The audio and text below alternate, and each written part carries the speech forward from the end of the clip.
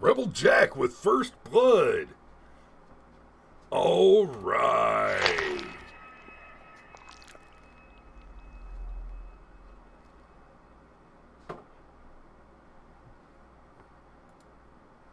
Morning, Patrick.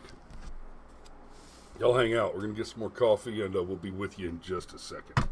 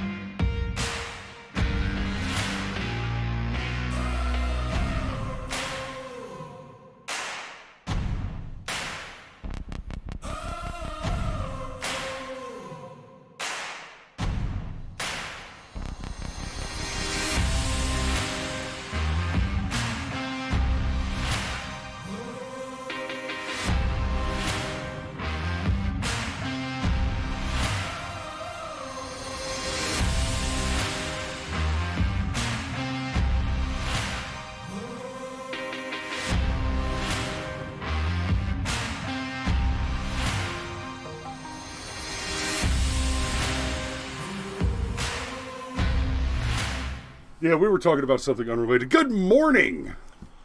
All right. No, well, we were talking about woke entertainment. Okay. Fair enough.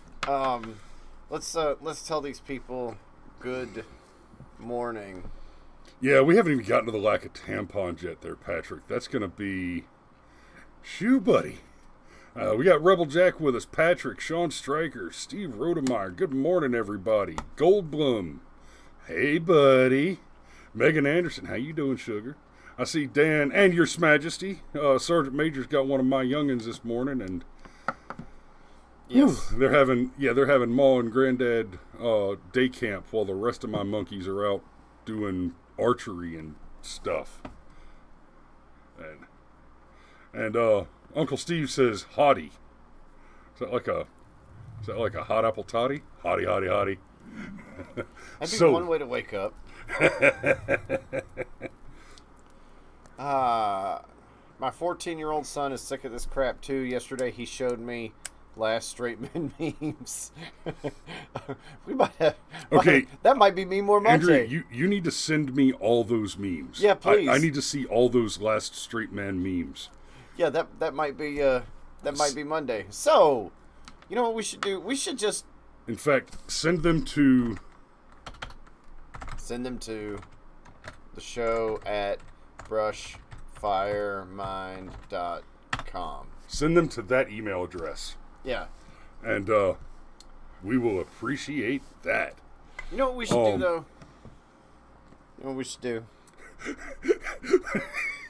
Yes, Patrick, when we start talking about the tampon shortage, that will be a free-flowing conversation.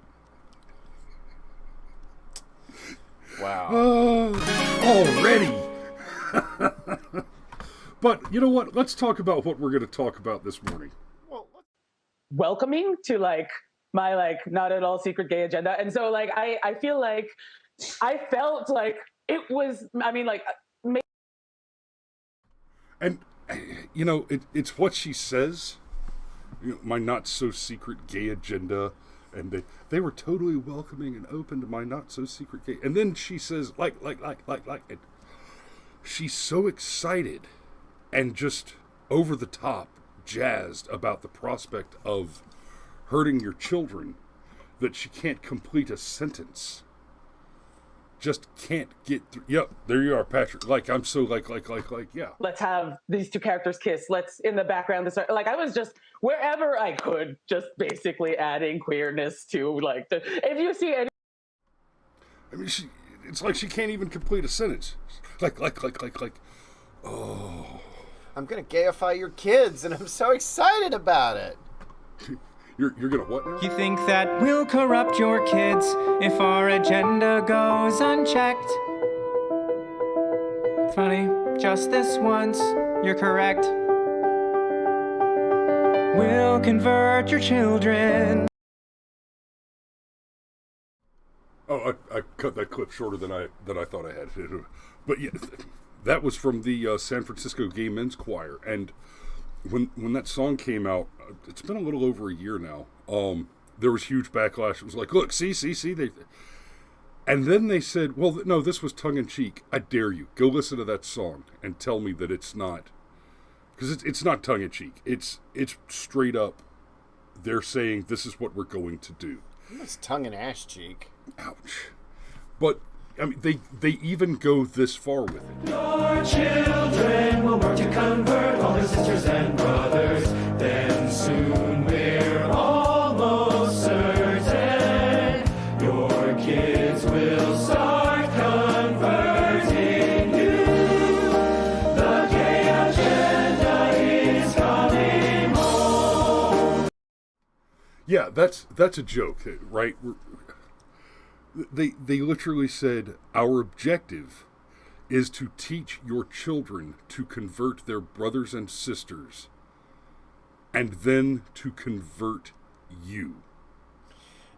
So there's a thing that's part of the cycle of narcissistic abuse, where they'll say some horrible thing to you, and you'll get extremely angry and begin to yell, or really get your feelings hurt and start to cry, and then they'll go, whoa, I'm just joking. What's your problem? Right.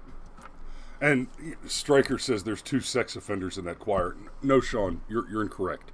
There are 2 convicted sex offenders in that choir. Oh, again with the ouch. Okay, so Dan Berg said way back, 14 countries banned the film because they kiss. Yes, we're actually going to get back around to that, and that's the thing that made me, like, I literally called Chris and said, hey, this is what we should do for Woke Wednesday, and it's because Saudi Arabia has banned the kiss. But we're getting there, Dan. We're getting there. We like having an intelligent audience, but let us set it up. So, here's the setup. Disney Pixar's Lightyear sees same-sex kiss restored amid controversy with queer character. So, here's what happened. They've got the same-sex kiss. It's a lesbian kiss, so it's not actually Lightyear that does the kiss. And by the way, I wonder if the reason Chris Evans is voicing Lightyear now is because Tim Allen said, no, I'm not doing this. Actually, there's more to it than that. The reason why Chris Evans is voicing the character is not because Tim Allen said, I'm not doing this, but it's because Tim Allen is Tim Allen. And then he's not even really that far to the right. He's just not completely sold out on the stuff to the left. Like, every now and then Tim Allen's like, yeah, okay. You know, it's sort of like... Tim Allen may not be the furthest right guy out there, but he's not chasing anybody around with a crotch saw. Yes. Well, there's an analogy here to folks like us that think drugs should be legalized. I still want you to be 18 before you do the drugs, if you so choose to. Yeah, in fact, I don't want you to do the drugs. Well, fair enough. But, because that way lies ruin. Potentially, it's still possible to drink a cold beer every now and then and not be a homeless alcoholic on the street corner. But, within reason. Yeah, totally. Totally within reason. But, don't tell me what I can and can't do in my home. Yeah, exactly. And it's the same thing here. Like, if you're gay or whatever, like, I mean, good for you. Just, again, not my kids. In fact, not kids in general. That's the thing that is just the most bizarre. We've talked about this again and again with, like, the Florida Don't Say Gay bill. It's like, you guys realize you're the ones obsessed with what type of sex education prepubescent minors have. We're not even talking about kids going through puberty, kids that have gone through puberty. We're talking about kids that haven't even gone through puberty yet, and you're more worried about their sex education than we are. Yeah, we've seen it happening as early as preschool. Libs of TikTok has shared several videos of preschool teachers explaining how they teach their 4 and 5-year-olds about gender theory and homosexuality. And, it might even be one thing if a sex ed class taught to an appropriate age group, at least those that are about to enter puberty and need to know, okay, you're going to start growing hair and smelling funny, and you need to buy deodorant because it ain't expensive. That it might be one thing if that class included a segment that was some people are funny, some people are queer, and that's okay. That might be one thing, but that's not the thing. The thing is that they're being told that that's preferable. They're being taught that it's hip and cool and edgy to be not gay. No, take a look at the current pride parades. Being a gay man doesn't make you hip enough to be in a pride parade anymore. Yes. Well, it's not just that it doesn't make you hip enough. It's what was the statistics that, like, when we were in school, some 7% of children were other? And now it's closer like to 25%. It's like, there's just no way. That's a geometric progression, and if your general argument is born this way, there's just nothing in the science to support the idea that that sort of deviation at that rate of geometrical progression is statistically probable. Yeah. So Rob Hova has joined us, whom I happen to be a big fan of because Dragon Ball Z and whatever. Yeah, big nerd. And so good morning to Mr. Rob. And then there was a comment there. Dan Burke says just don't promote it, and that's the thing. Okay, if you were promoting heterosexual sex, like it's not at all uncommon for a small child to say, "Oh, well, where do babies come from?" And you're like, "Yeah, you're 7." So when a man and a woman really love each other, sometimes they love each other so much they just make a baby, and that's a good enough explanation for a 7-year-old. Okay, like that's boom. Oh, well, mommy and daddy loved each other so much they made you. Oh, okay. That they can have the rest of that explanation, in like 4, 5, 6 years. Okay, that's how that goes. But no, it's the promoted. It's the why is it even necessary to have a gay kiss in a Disney Lightyear in a Disney movie? And they say, well, it's no different than a straight kiss. To which I say, bullshit. If it was no different than a straight kiss, it wouldn't be a big deal to you guys. Like, you betray your own hypocrisy by how much you celebrate one and not the other. And it is not homophobic to say there is a difference between these two things. So, don't don't come trying to queerify my kids. And that's the problem. It goes back to this whole slippery slope thing.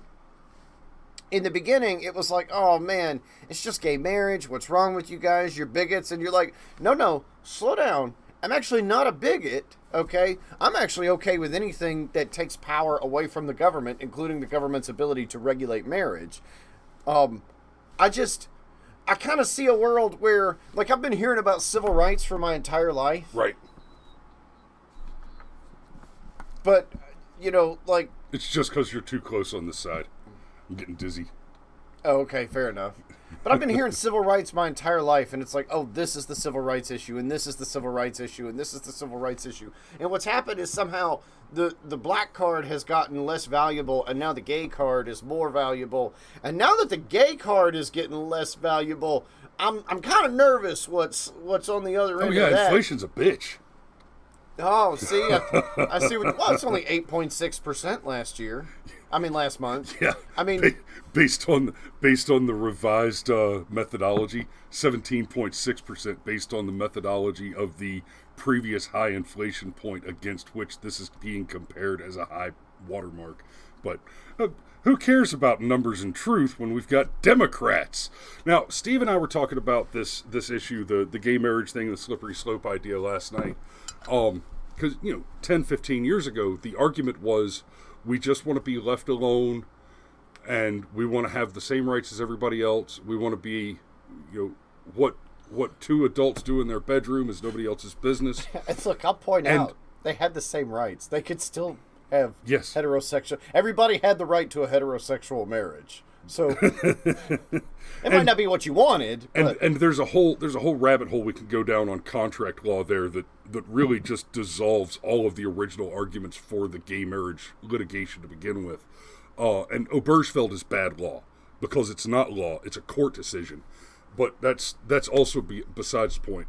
But Steve pointed out to me. He said, "But Chris, a lot of the guys that were pro gay marriage for those reasons still are, and those people are bothered by all of this hyper trans psychotic radicalism stuff." And I said, you're right. You're absolutely right. There were people who wanted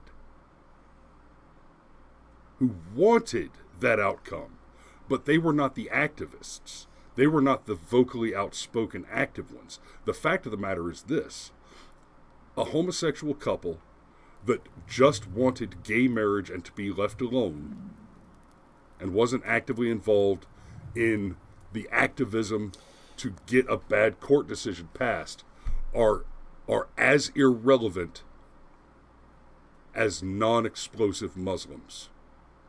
They don't matter because they're not the ones that are driving policy and making an impact and altering your country through, let's be clear, violent activism, because BLM and those groups are actively engaged in the queer agenda as well. Well, and there's a reason why they're going after the children, okay? And I believe Jordan Peterson has a really succinct way to put it. And he says, kids are really hard to improve, but they're really easy to break. Yep. And that's why they're going after you. In a nutshell, that's why they're going after your kids. What they want is for you to have your 8-year-old go, Mommy, oh, it's the new Buzz Lightyear movie. Oh, sure. Let's go see the new Buzz Lightyear movie. That sounds amazing. So you take your 8-year-old, and then your 8-year-old goes, Mommy, why were those two girls kissing like they were in love with each other? And then your rights as a parent have been stripped from you. You now have no choice but to engage in that conversation with your child, whether or not you believe that they're ready. And you've planted an idea in that child's mind at an early age. There is a reason why puberty is a thing. Why it's the line in the sand in so many cultures and in law and just in all of it, because you can't ignore what happens. It's like a thing that we all go through where, like... Well, and actually, to your point there's a reason that rites of passage for boys becoming men have historically been a thing. You've got some great hunt or some battle or some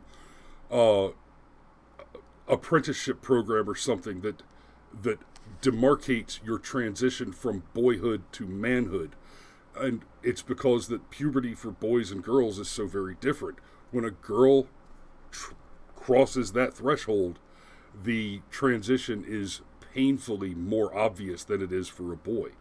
We, both go through a lot of changes, but the changes that a girl goes through are much more visibly obvious than what a boy goes through. And that demarcation from childhood to adulthood is so important that we have been demarcating that transition with rites of passage and feats of strength for boys becoming men for longer than we have had language. Well, and it's important. It really is important. And now, I think that's why we've got so many young men who are adrift, who are like 13, 14, 15 years old. And like, that's the age where it's kind of tough because like, no, don't be cute anymore. You're not a cute little kid. And now it's obnoxious when you do these things. Right. But this is about shoving it in your child's face. Because, man, kids are sponges. Like, it is shocking the degree to which a child is a sponge. And, man, once they soak something up... If you spend all day trying to get that 2-year-old to say daddy, I guarantee you she will remember the motherfucker when mommy comes home. It's funny. You say motherfucker. There's a funny story about my daughter where she dropped a sassy little "fuck you" on her mom once. and her mom was like, "Oh my God, why would she say that?" And I'm like, Do you really not know? I've met her mother. Hey, look, I'm not talking shit about her mother. I'm just saying, like, especially when like the country drawl came out in it, I was like, oh no, I'm telling you, I know where she learned that. And no, I didn't even mean to talk shit on her there. I'm just saying, I could. I'm certain you she understood used the how words that happened. in front of the child. Yes. Yeah. I mean, I'm not exactly the most Victorian verbalist around my children. I explain to them that those are daddy words, and you can use them. I explain this to my 3 daughters. You can use the daddy words when you're a daddy. That's how the world works.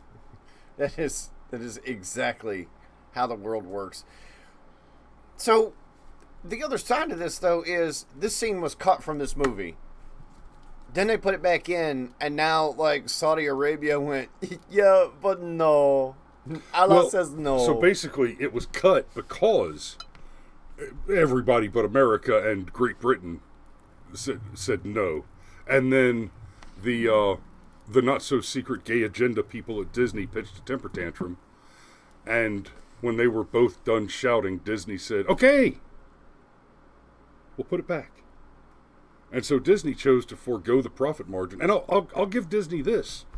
Standing on principle, you've chosen to forego potential profit margin by going out of your way to offend the Middle East and China and India and the Jews. Did I forget anybody? Oh, North Korea too, I'm sure. Probably Japan. Well, the thing that's bizarre about it is all those most of those markets don't matter. The Chinese market matters. Yeah. The Chinese market matters a lot. But Saudi Arabia, I mean, well, you're going to sell 17 fucking tickets? Like, yeah, but shit, the Chinese market, you could show the film for free and still make bank just on loose change from the couch cushions. Yeah, exactly. Exactly. So the fact that China's like, yeah, no, screw you. And it goes right back to what Joe Biden said just the other day. Our economy is totally at the mercy of foreign powers. Well, you know, that's what Joe Biden said, and he's not wrong. And the reason he's not wrong is because we have these corporations that are actively catering to broken special interests. Well, you know, it's funny. I think you accidentally backed into a point there where part of the reason why gas prices are so high right now, Joe Biden said it on the campaign trail. Like, he was asked directly, are you willing to jeopardize America's economic growth in order to transition us to a more green economy. Right. And he straight up said yes. So it's not just the policies that are in place that are making gas prices so high. Frankly, like guys with millions and billions of dollars in the bank are like, gee, could I invest in oil, or could I invest in something that's not oil, and maybe invest in oil in a few years when a different guy's in office that won't be hostile to my investment? So there's that. So they're willing to cause us pain to transition us over to what they think is a better way. And if you don't think they'll do the same shit with your children and sexuality, and that's basically the America's one-child policy. That's the objective. And since it's controversial to just murder your daughters, they've decided to sterilize all your children. That's the more effective policy. And instead of making it an open policy, the plan is to just convince you that it's fun. Now, Rob had a comment up here. He said Joe Biden made a sentence that ended with a period? ? I need sources. Rob, that's fantastic. And no, I just want to clarify. Joe Biden did not do anything that ended with a period. He's clearly way beyond menopause.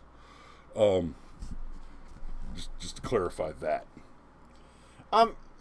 Krista, and good morning, Krista. Krista says, didn't he break contract that was already in place? Maybe not. At this point, that barely even matters. I mean, it matters. It would matter if I broke a contract with Chris or whatever. But does it matter to them? I mean, no, obviously not. The other side of that, of course, is other countries are like, maybe we don't make deals with America anymore. Right. Because maybe they elect another Joe Biden who says, fuck all those other agreements that we had. Like, the office of the president is permanent. The man who occupies the office is temporary. Correct. And that's what happened with Afghanistan, and that's part of why the Afghanistan withdrawal, that is why the Afghanistan withdrawal is such a big deal. Okay, so the Afghanistan withdrawal was a total debacle. Americans left to die. Lots of lives lost. Left billions of dollars in military hardware on the ground, unrecoverable, and handed the country. That won't get reverse engineered at all. And handed the country back over to the Taliban, which was not ready to take over and run a country. And the result has been economic and political disaster in that country. The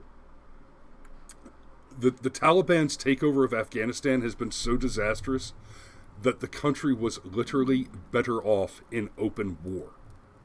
The people were safer, and they were starving less frequently while engaged in open war with the United States of America. Right? So, and that's all horrible. But here's the real problem. Donald Trump made a deal. And then the next president reneged on that deal. The result there is that the credibility, the full faith and credit of the United States of America in perpetuity is harmed by that failure, by the failure of a president to uphold the deals made by the office of the president. Because now the office of the president the president himself does not get to carry the credibility that we would expect the office of the president to have. Now the office of the president is only as credible as the man in office, and that's plus or minus, the next man who will occupy the next man who will occupy the office, who is an unknown quantity, right? Especially if you're talking about the first year or two of a first-term president, you've got 2 to 3 years before an election that may or may not carry that incumbent forward for another 4 years, and The other guy could be one of a dozen or 24 primary contenders. And your math as a business partner looking to do a deal with that president has to include, what does this deal look like in 4 to 5 years? And the answer to that question is, I have no idea. The answer to that question is, you cannot know. The damage that the Biden administration, it's hard to quantify the amount of damage done by this president. The best way to do it is to look back at the amount of damage done by the Obama administration. The two are comparable in their incompetence. But here's the thing, Hamlin's razor, right? Never attribute to malice that which can be explained by incompetence. Consistent, repeated, predictable incompetence is intentional. Ergo, malice is the only proper attribution. The objective is to destroy your country, repeal your constitution, and mutilate your children. Yes. Yeah, look, you will own nothing, you will live in the pod, you will eat the bugs, and you will be happy because, hey, no responsibilities means ultimate freedom. So if we could, if we could thaw out Walt Disney, and and like I forget what he died of. Take a chainsaw to Disneyland. Be like, I mean, can you picture it and be like, man, this is not where I wanted the Imagineers to go. Like he coined that term, Imagineers, and golly, it's sort of like you're a billionaire and you leave your money to your kids and your kids remember your struggle acquiring the $1 billion, so they're relatively responsible with the money, and then they leave the money to their grandkids and your grandkids just piss your fortune away.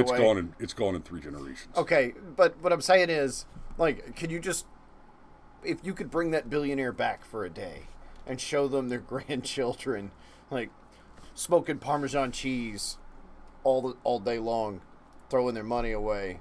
It'd be the same thing here. You thaw out Walt Disney and be like, whoa, guys, I was a little fashy, but y'all motherfuckers make me look tame.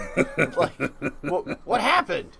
And let me close on this. We talked about the gas prices and all that stuff, but I want to be clear.